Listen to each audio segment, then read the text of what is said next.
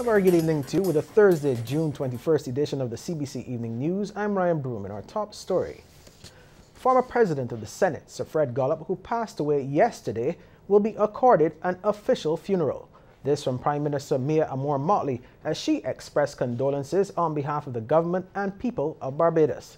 She says the offer will be extended to his family, and the Prime Minister described the late Sir Fred as a patriot who was committed to the development of Barbados. Sir Fred served as Director of the Central Bank of Barbados for 10 years and was President of the Senate from 1994 to 2008. The former Queen's Counsel was made a Knight of St. Andrew in 1997. We are lucky that he chose to be able to start one of this country's foremost publications, the Nation newspaper, along with a number of other people in the 1970s. In spite of his strong membership and loyalty to the Barbados Labour Party, Sir Fred never allowed his partisan beliefs to intrude upon his chairmanship of the Nation newspaper. For that, our democracy is grateful.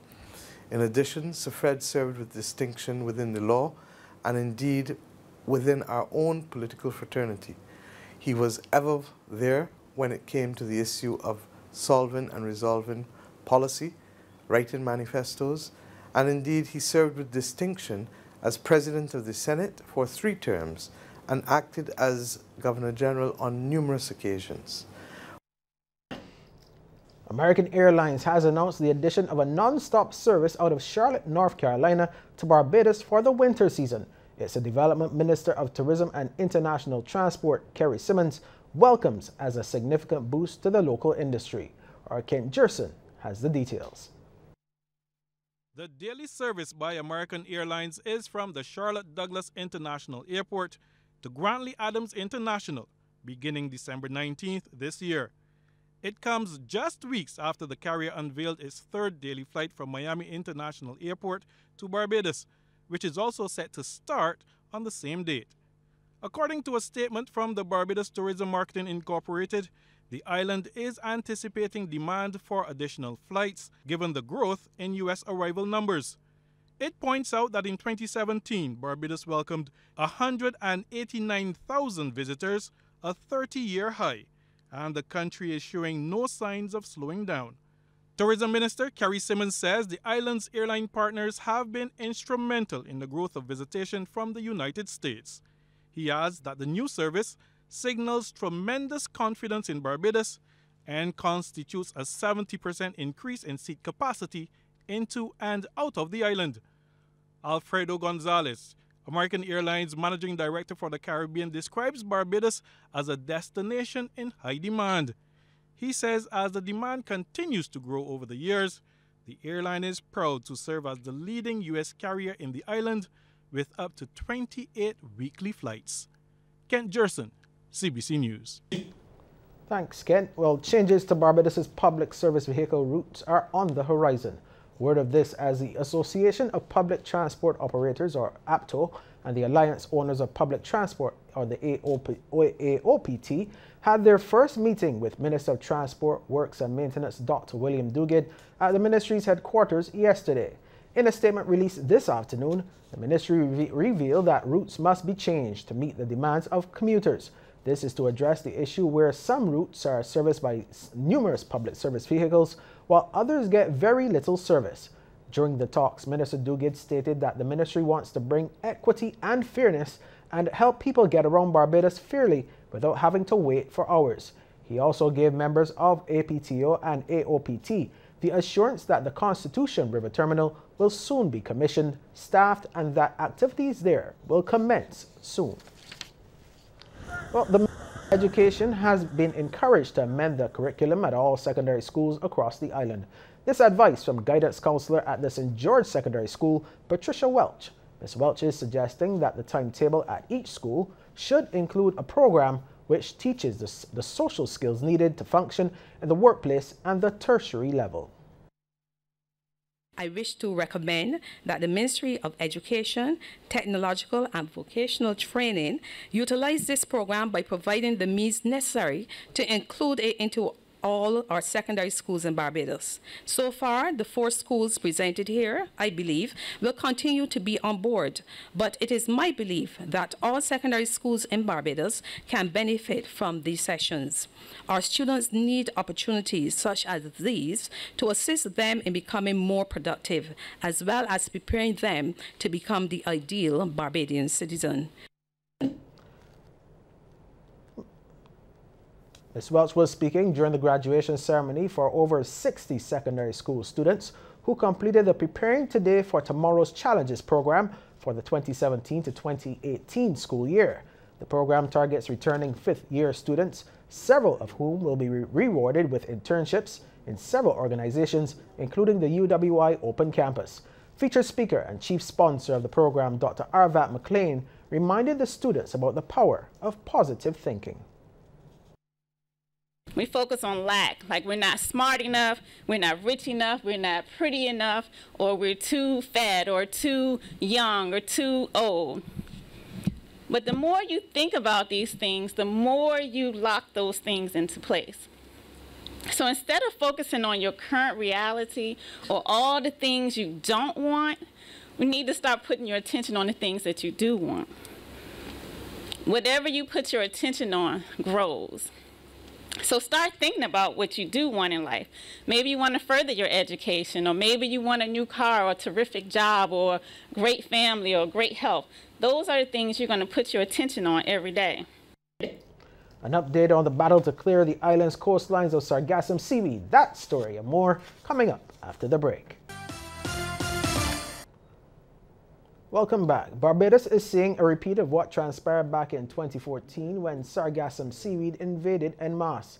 Despite the influx, General Manager of the National Conservation Commission, Keith Neblett, says the NCC presses on, clearing a number of the island's key beaches affected by the sargassum. We have persons deployed 7 days a week at a lot of our key beaches, and Lombe, you know, that had a lot of the seaweed there about 2 weeks ago. MTW did move quite a bit. The area at River Bay, all the beaches on the south coast that really is within the hotel zone, we have persons there on a daily basis cleaning it.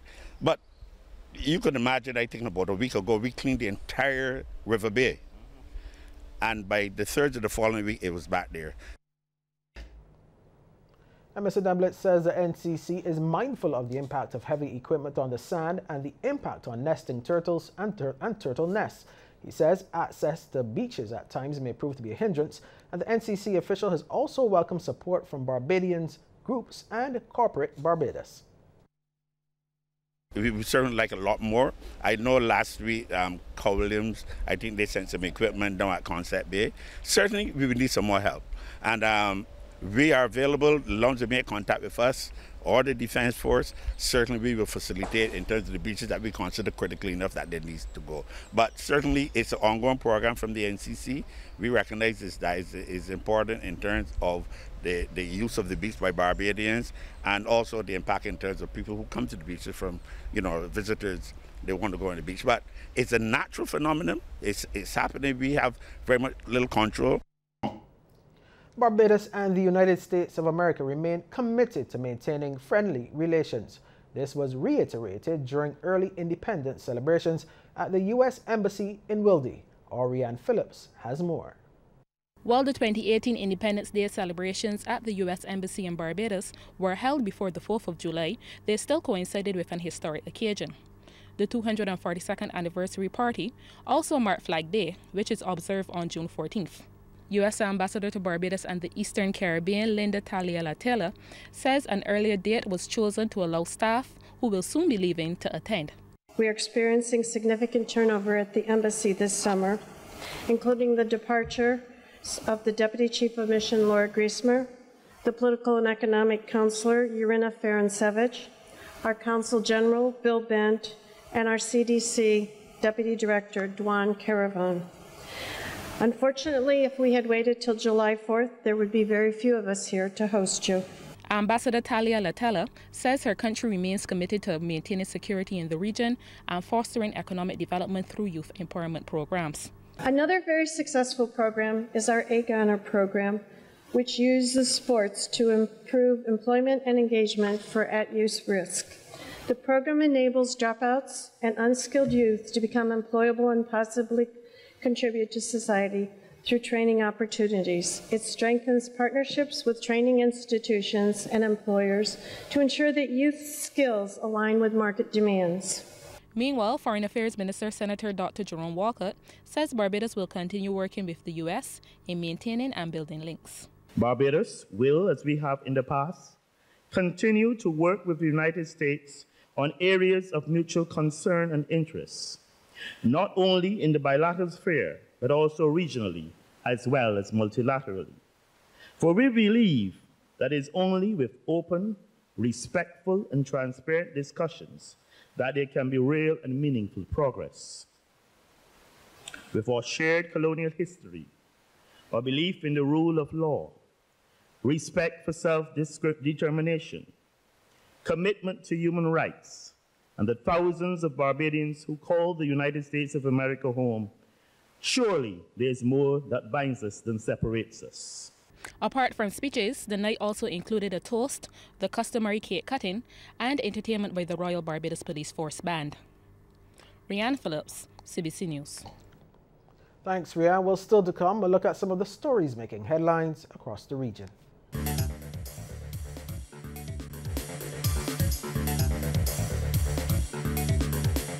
Welcome back. Well, July 20th has been named as the date for the Court of Appeal to hear the judicial request by suspended Police Commissioner of Antigua and Barbuda, Wendell Robinson. 3 of Robinson's male subordinates and a civilian seeking entry into the police force filed official complaints with the Police Service Commission, alleging the top cop made unwanted sexual advances towards them repeatedly. Mr. Robinson is challenging the manner in which he was suspended on April 5th. ABS TV reports. Suspended Police Commissioner Robinson is seeking to challenge the process used by the PSC to suspend him with immediate effect on the 5th of April. Days after his suspension, Robinson's attorney, Sir Richard Cheltenham, deemed the suspension of his client unlawful and insupportable for several reasons. Cheltenham had given the PSC an April 20th deadline to reinstate Commissioner Robinson, or the matter would go to court. There was no public indication that the PSC responded to that letter, and the suspended Commissioner of Police subsequently moved to the High Court, where his request was granted for the matter to be treated with urgency. The application was filed in the court on the 1st of May and lists the Police Service Commission and Attorney General as respondents. The application was heard before Justice Godfrey Smith on Wednesday, where it was decided that the case will be heard on the 20th of July. It was also revealed that the Commissioner's attorney will need to respond to the affidavit filed by Chairman of the PSC, Kelton John, by the 5th of July. Affidavits, that is the factual evidence, is before the court.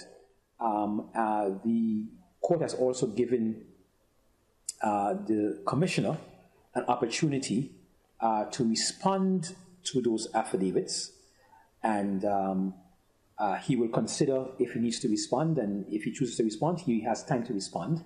But most importantly, when the court hears the matter on the 20th of July, the court will be entertaining legal arguments on the issue of whether or not the suspension of the Commissioner was lawful and if it is consistent with public law principles.